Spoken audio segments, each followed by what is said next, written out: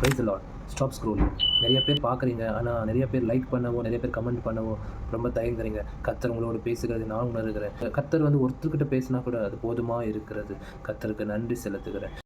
Joel chapter 2 verses 25-26. உங்களோடு என்னோடு கூட பேசுகிறார்.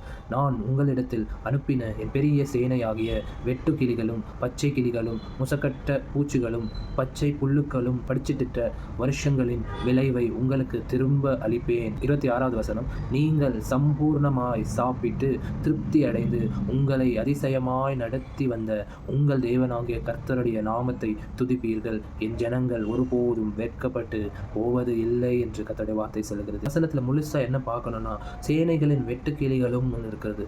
Spam of locust.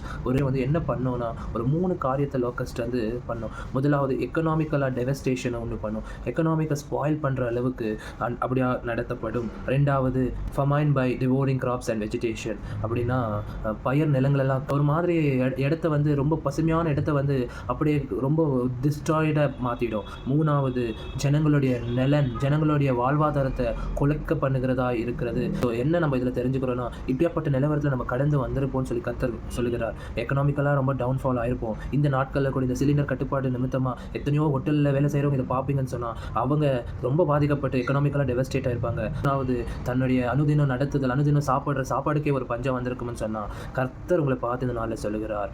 I will walk you in a green பாஸ்டர்னு சொல்லி கர்த்தர் உங்களுக்கு வாக்களிக்கிறார். இன்றைக்கி முக்கியமான வார்த்தை என்னென்னா, உங்களுக்கு இழந்ததை திரும்ப அளிப்பேன் என்று கர்த்தருடைய வார்த்தை சொல்லுகிறது. இதில் ரொம்ப புத்தியசாலியாக பேசுவது போல சிலர் என்ன பண்ணுறாங்கன்னா, என்ன கேட்பாங்கன்னா, நான் கேட்டிருக்கிற காது கூட அவன் புருஷன் செத்துட்டாப்பா, என் பையன் செத்துட்டாப்பா, எனக்கு திருப்பி மீட்டு கொடுக்குவியா, உங்கள் ஏசப்பானால் அது முடியுமான்னு கேட்டிங்கன்னா, உங்களை விட முட்டாள் இந்த உலகத்தில் யாருமே இல்லை. ஏன்னா மனுஷனாவது பிறக்கணும், வாழணும், அந்த மனுஷன் சாகணுன்றது நியமிக்கப்பட்டது. இதில் மாற்றத்தை கொண்டு வர யாரால முடியாது.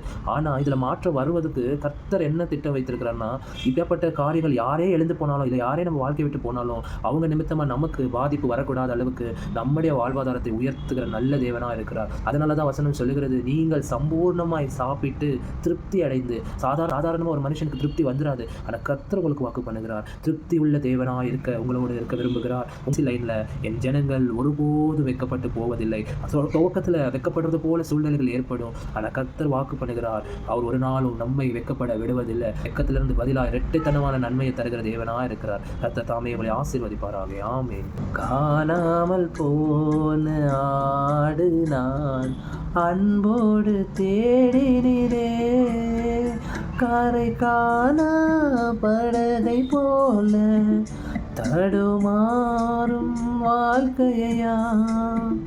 Thank you. God bless you. Amen.